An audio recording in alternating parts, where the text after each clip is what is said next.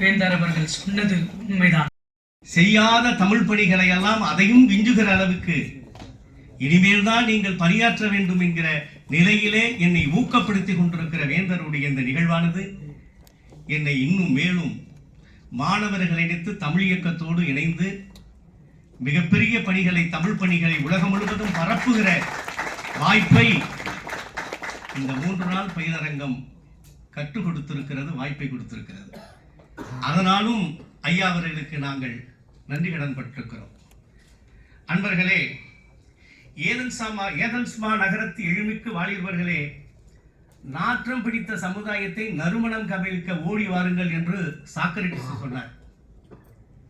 அதே போல 100 இளைஞர்கள் இந்தியாவிலே கிடைத்தால் நான் இந்தியாவுடைய வரலாற்றையே, இந்தியாவையே மாற்றி காட்டுவேன் என்று சுவாமி விவேகானந்தர் சொன்னார்.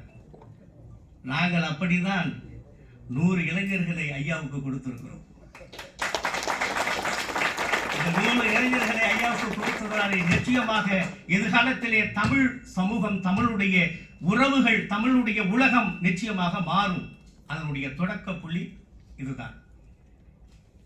அப்படிப்பட்ட ஒரு மிகப்பெரிய வாய்ப்பு. இப்படி பல்வேறு சிறப்புகளை இந்த பயிலரங்கத்தை பற்றி சொல்லி கொண்டே போகலாம். மாணவர்களுடைய ஒரு கருத்தை நான் கேட்டேன். சில மாணவர்களிடம் கூறினார்கள், 3 நாட்களிலே நீங்கள் என்ன கற்றுக்கொண்டீர்கள் என்று கேட்டேன். ஒரு சில மாணவர்கள் சொன்னார்கள், எங்களுக்கு இப்போது 20 வயதாகிறது. 20 வயதிலே எனக்கு கற்றுக் கொடுக்காத, சொல்லாத செய்திகளை எல்லாம் இந்த 3 நாட்கள் எங்களுக்கு சொல்லிக் கொடுத்து விட்டது. அந்த பெருமை விஐடி பல்கழகத்தும் விஐடி வேந்தர் அவர்களுக்கும் தமிழ் இயக்கத்தை தான் சாரும் என்பதனாலே அதற்காகவும் நான் ஐயா அவர்களுக்கு நன்றியை சொல்லிக் கொள்கிறேன். உலகிலேயே நான் இலக்கியம் பேசுவதற்காக மிகப்பெரிய ஆளுமைகள் எல்லாம் மேடையிலே இருக்கிறார்கள். இலக்கியம் பேசவில்லை என்றாலும் மாணவர்களுக்காக இந்த தமிழ் மொழி எப்படி உலகத்திலேயே முதன்மை மொழி என்று பல்வேறு கருத்துக்களை பல்வேறு அறிஞர்கள் உங்களிடம் கூறியிருக்கலாம்.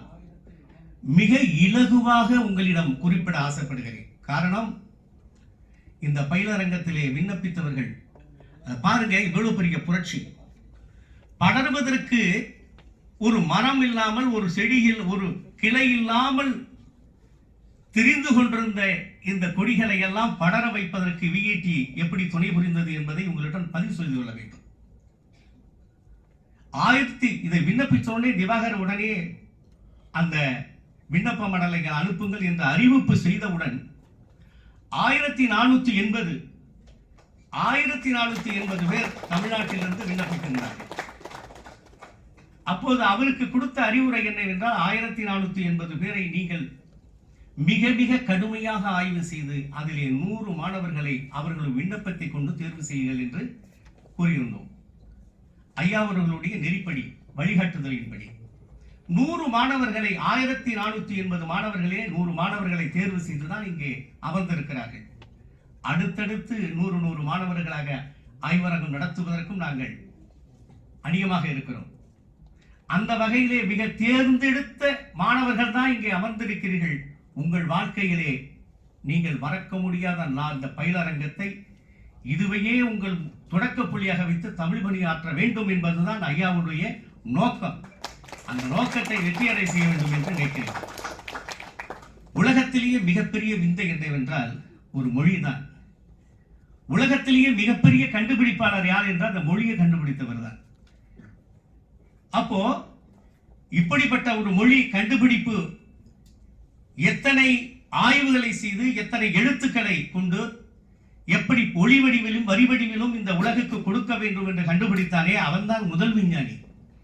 இந்த மொழி இல்லை என்றால் இந்த நாட்டிலே நாகரிகம், பண்பாடு, ஒழுக்கம், அறிவியல் எதுவுமே இருந்திருக்க.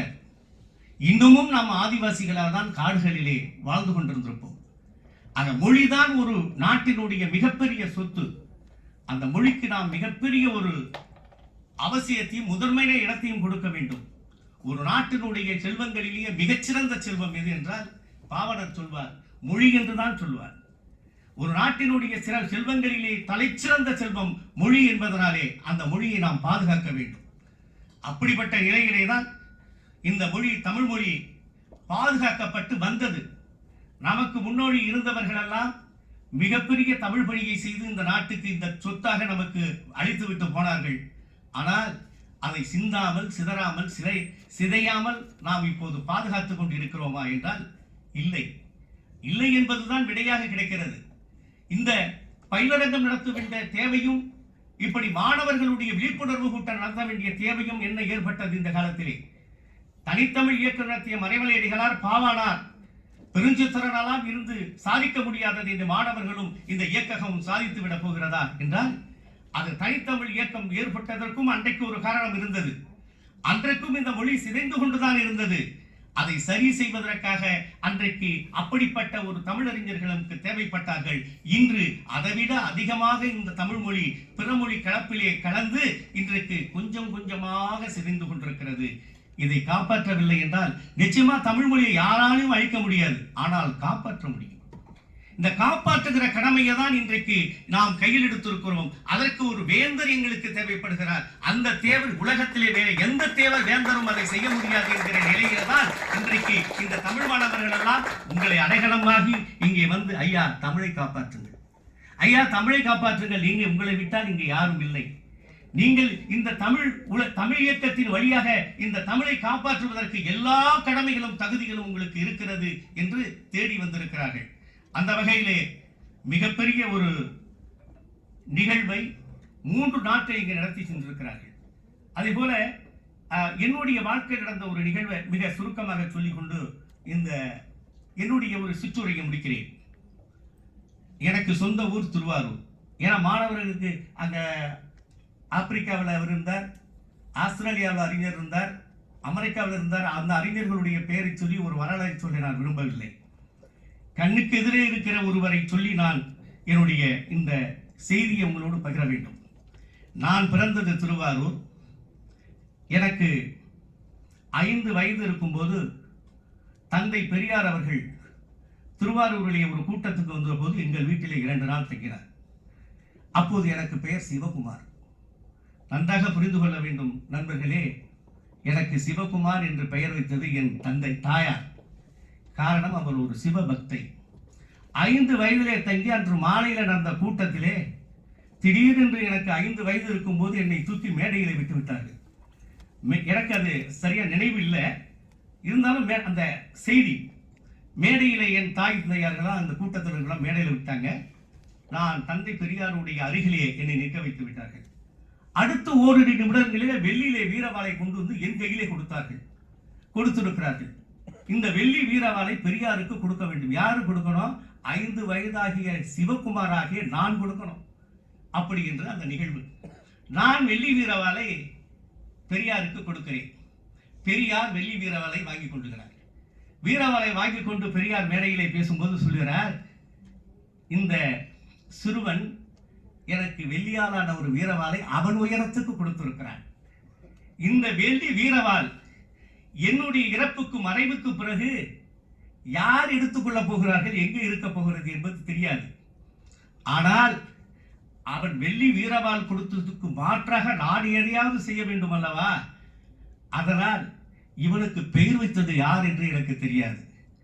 ஆனால் இவனை பெயரை நான் மாற்ற போகிறேன் என்று மேடையிலே சொன்னார். உடனே சொன்னார், பச்சை தமிழர் காமராஜருடைய பெயரை உனக்கு நான் சூட்டுகிறேன் என்று சொன்னவுடன் அந்த கூட்டத்தில் இருந்தவர்கள் எல்லாம் 3 முறை காமராஜ் காமராஜ் என்று அழைத்தார்கள். ஆக பெரியார் எனக்கு காமராஜ் என்று பெயர் வைத்தார்.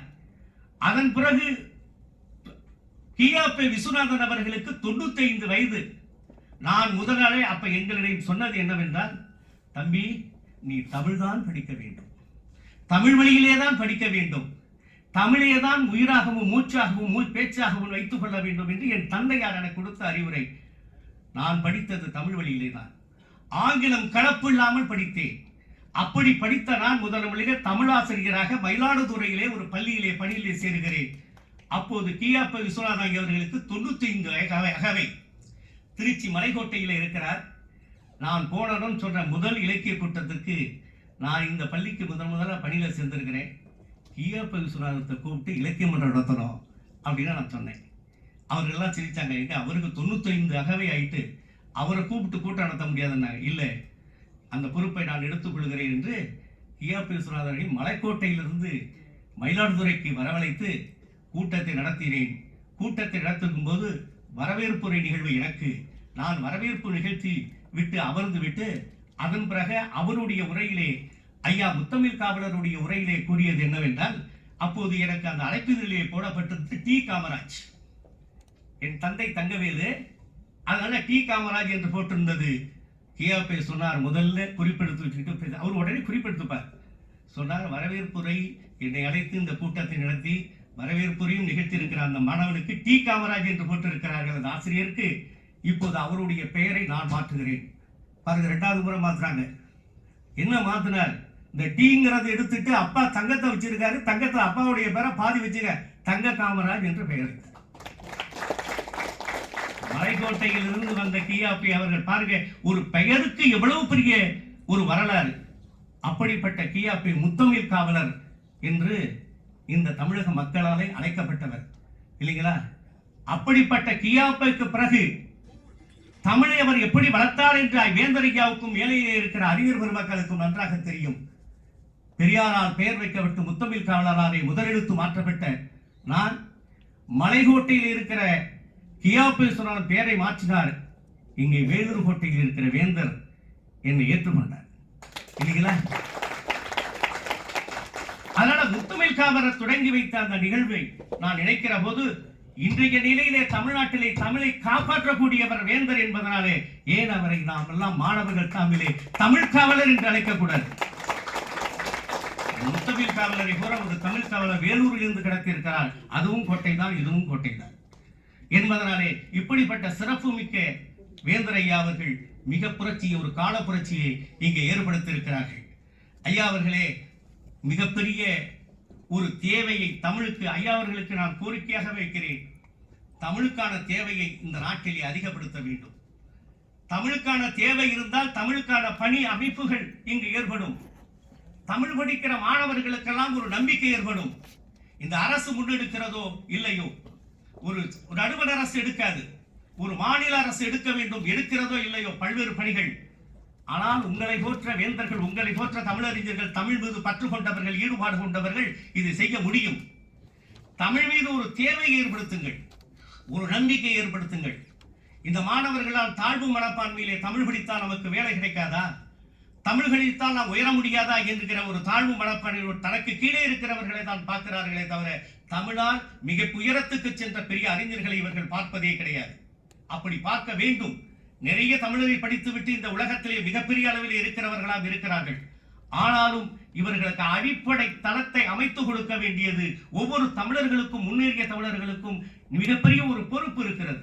அந்த வகையிலே தனியார் நிறுவனங்களிலே கூட தமிழருடைய தேவையை ஏற்படுத்த வேண்டும்.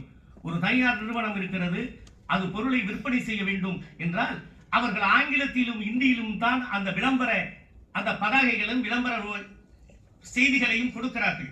ஆனால் அதிலே தமிழ் இருக்க வேண்டும் என்று செய்யுங்கள் என்றால் அந்த நிறுவனத்திலே ஒரு தமிழ் மாணவனாவது வேலைக்கு செல்வான், ஒரு தமிழ் இளைஞனுக்காக அந்த நிறுவனத்திலே வேலை கிடைக்கும். அப்படிப்பட்ட ஒரு நெருக்கடியை தமிழ் தேவைகளை இங்கே ஏற்படுத்த வேண்டும். இவர்கள் எங்கெல்லாம் செல்கிறார்களோ அங்கெல்லாம் தமிழ் இருக்க வேண்டும், தமிழுக்கு முன்னுரிமை கொடுக்க வேண்டும் என்பதுதான் எங்களுடைய கோரிக்கை. இன்றைய கோரிக்கை இல்லை, பல நாட்களாக தமிழக அரசிலே நான் வைத்திருக்கிற கோரிக்கை. அதன் வெளிப்பாடுதான் இப்படிப்பட்ட மாணவர்களை நாம் எங்கள் இயக்கத்திலே சேர்ந்து இது உருவாக்கினோம். இப்போது இந்த அமர்விலே இன்றைய பயிலரங்கம் ஒரு சிறப்பான பயிலரங்கம் என்ற ஒரு செய்தியோடு தான் நீங்க வந்திருக்கிறேன். எப்பவும் ஒரு கூட்டம் நடந்தனா ஒரு தீர்வு வேணும், ஒரு கோரிக்கை வைக்கணும். ஒரு மாநாட்டில் தான் கோரிக்கை வைக்கணும்னு இல்லை, ஆனால் இப்படிப்பட்ட வேந்தர்களெல்லாம் இருக்கிற அறிஞர் பெருமக்கெல்லாம் இருக்கிற இடத்துல ஒரு கோரிக்கை வைக்கிறது தவறு கிடையாது. ஆனால் இந்த பயிலரங்கத்திலே நான் கோரிக்கை வைக்கவில்லை, ஒரு செய்தியை உங்களோடு சொல்லி மகிழ்கிறேன். இந்து சமய அறநிலை ஆட்சித்துறை இப்போது மிகப்பெரிய ஒரு பணியை தொடங்கி இருக்கிறது. அது எங்களை போன்றவர்களுடைய நெடுநாளைய ஆசையை நிறைவேற்றி கொடுத்திருக்கிறது இந்து சமய அறநிலை ஆட்சித்துறை. நான் கூறினேன், இந்த தமிழ்நாட்டில் இருக்கிற திருக்கோயில்களுடைய வரலாறு, கல்வெட்டு வரலாற்றை எல்லாம் எழுத வேண்டும். அறிஞர்கள் எல்லாம் இந்த பொறுப்பை கொடுத்தார்கள். எனக்கு என் உள்ளத்திலே இருப்பது தமிழ் படித்த மாணவர்களுடைய முன்னேற்றம் தான். நான் அவர்களிடம் வைத்த கோரிக்கை, நீங்கள் தமிழ் அறிஞர்களிடம் அவர்களிடம் கொடுக்காதீர்கள். தமிழ் படித்துவிட்டு தமிழ் படிக்கிற எத்தனையோ மாணவர்கள் தமிழ்நாட்டிலே இருக்கிறார்கள். இந்த வாய்ப்பை அவர்களுக்கு கொடுங்கள் என்று கேட்டேன்.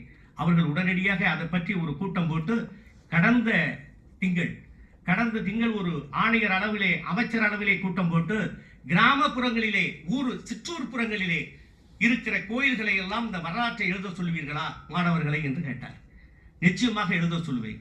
தமிழ்நாடு முழுவதும் இருக்கிற சிற்றூர்களிலே, ஊர்புறங்களிலே இருக்கிற சிறு சிறு தெய்வ வழிபாடு செய்றாங்க. அந்த தெய்வ வழிபாடு, அந்த கோயில்களுடைய வரலாறை மாணவர்கள் கையிலே ஒப்படையுங்கள். இந்த மாணவர்கள் எழுதி உங்களுக்கு கொடுப்பார்கள். மிகப்பெரிய களஞ்சியமாக தமிழக அரசிலே வெளியிடுங்கள் என்று என் கோரிக்கையை இந்த அரசு ஏற்றுக்கொண்டதனுடைய வெளிப்பாடு இன்றைக்கு மாவட்டத்துக்கு இந்த மேடையிலே இதை அறிவிப்பதிலே நான் மகிழ்ச்சி அடைகிறேன். இன்றைக்கு மாவட்டத்திற்கு 5 பேர், அந்த 5 பேர் கூட இந்த கூட்டத்திற்கு, இந்த பயிலரங்கத்திற்கு வந்திருக்கிற 100 பேரிலே ஒரு மாவட்டத்துக்கு 5 மாணவர்களை தேர்ந்தெடுத்து ஒரு பக்கத்துக்கு 1000 ரூபாய். நீங்கள் தூய தமிழிலே எழுதி அந்த வரலாற்றை, உங்கள் உள்ளூரிலே இருக்கிற கோயிலுடைய வரலாற்றை ஒரு பக்கம் எழுதி 5 பக்கம் குறையாமல் எழுதணும். 5 பக்கத்துக்கு 5000 ரூபாய். அதுக்கப்புறம் 10 பக்கம் வரைக்கும் நீங்க எழுதினால் 5000 ரூபாய் தான். படங்களோட போட்டு கொடுக்கணும். இந்த பணியை இந்த மேடையிலே, இந்த பயிலரங்கருடைய நிறைவு விழாவிலே நான் உங்களுக்கு அறிவிக்கிறேன். இன்று வந்திருக்கிற மாணவர்கள், விருப்பமுள்ள மாணவர்கள், உங்களுடைய பெயர்களை கொடுங்கள். நீங்கள் எத்தனை கோயில் வேணாலும், ஒரு கோயிலுக்கு 5000 ரூபாய். நீங்க 10 கோயில் உங்க ஊர்ல இருந்தாலும் 50,000 ரூபாய் நீங்கள் படிக்கிற போதே உங்களுக்கு ஒரு நம்பிக்கை வந்துடும். தூய தமிழிலே எழுதினால் இந்த அரசும் உங்களை மதிக்கும் என்பதற்கு இது ஒரு எடுத்துக்காட்டு என்பதை இங்கு நினைத்துக் கொள்கிறேன். அதே மாதிரி கடைசியா நிறைவாக ஒரு மனக்குமுறலை இங்கே நான் கூட்டி செல்ல வேண்டியிருக்கிறது. தமிழுக்கென்று ஒரு தனி பல்கலைக்கழகம் உலகத்திலே ஒரே பல்கலைக்கழகம் தஞ்சை தமிழ் பல்கலைக்கழகம் தான். அதை தஞ்சை தமிழ் பல்கலைக்கழகம் சொல்லக்கூடாது. ஏன்னா உலகத்திலேயே ஒரே பல்கலைக்கழகம் இருக்கிறதுனால தமிழ் பல்கலைக்கழகம்னா தஞ்சாவூர் தான். அப்படி இருப்பதனாலே புரட்சி தலைவர் பொன்மனச்செம்மல் எம்ஜிஆர் அவர்கள் 1981ஆம் ஆண்டு இந்த மொழியினுடைய மேன்மையை கருதி, இந்த மொழி எவ்வளவு பெரிய மொழி என்பதை கருதி இதற்கு ஒரு தனி பல்கலைக்கழகத்தை தோற்றுவிக்க வேண்டும் என்று 1981 தஞ்சாவூரிலே 1000 ஏக்கர் நிலப்பரப்புல பல கோடி ரூபாய் செலவிலே, மேலிருந்து பார்த்தால் தமிழ்நாடு என்று தெரியும் அந்த அளவுடைய கட்டமைப்புடன் அதை உருவாக்கினார். என்ன நோக்கத்துக்காக உருவாக்கினார் என்றால், உலகத்திலேயே தமிழுக்காக தனி பல்கலைக்கழகம் வேறு எங்கும் இருக்கக்கூடாது, எதிர்காலத்திலே இது தமிழை வளர்ப்பதற்கு பயன்பட வேண்டும் என்ற நோக்கத்திலே வெளியிட்டார். ஆனால் அன்பர்களே, 3 நாட்களுக்கு முன்பு ஒரு செய்தித்தாளிலே நான் படித்தேன், தமிழ் பல்கலைக்கழகம் தள்ளாடுகிறதா. செய்தியுடைய தலைப்பு தமிழ் பல்கலைக்கழகம் தள்ளாடுகிறதா என்கிற சூழ்நிலை. அதை பற்றி அந்த கட்டுரையாளர்கள் எழுதியிருந்தார். தமிழ் பல்கலைக்கழகத்திலே 600 மாணவர்கள் தான் படிக்கிறார்கள். தொலைதூர கல்வி இப்போது இல்லை. 600 மாணவர்களே படிக்கிறார்கள். அந்த 600 மாணவர்களுக்கு 325 பேர் பேராசிரியர்கள். ஒரு மாணவர் ஒரு தலைப்பை ஒரு பாடத்தில் படிக்கிறார், அவருக்கு ஒரு பேராசிரியர். ஒரு மாணவருக்கு ஒரு பேராசிரியர், அவருக்கு மாதம் சம்பளம். இப்படிப்பட்ட நிலை நீடித்ததனால் இன்றைக்கு சம்பளம் கொடுக்க கூட வழி இல்லாமல் எம்ஜிஆரால் தோற்றுவிக்கப்பட்ட தமிழ் பல்கலைக்கழகம் இன்று தள்ளாடி கொண்டிருக்கிறது என்கிற நிலை ஏற்பட்டிருக்கிறது இல்லைங்களா? தமிழ் பல்கலைக்கழகத்துக்கு அப்படிப்பட்ட நிலை. அந்த செய்தி வருகிற பொழுது நாங்கள் பிஐடி பல்கலைக்கழகத்தில் இருக்கிறோம். அதான் செய்தி. நாங்கள் அந்த செய்தி தமிழ் பல்கலைக்கழகம் தள்ளாடுகிறது என்ற செய்தியை கேட்ட போது பிஐடி பல்கலைக்கழகத்திலே 100 மாணவர்கள் பயிலரங்கத்திலே கலந்து கொண்டிருக்கிறார்கள் என்றால் இந்த செய்தி இந்த பணியை எடுத்து செய்யக்கூடிய தகுதி யாருக்கு இருக்கிறது என்பதை தான் நாம் சிந்திக்க வேண்டும். அந்த வகையிலே இந்த தமிழ் பிஐடி பல்கலைக்கழகமானது மிக சீரும் சிறப்புமாக தமிழ் பணி ஆற்றிக் கொண்டிருக்கிறது.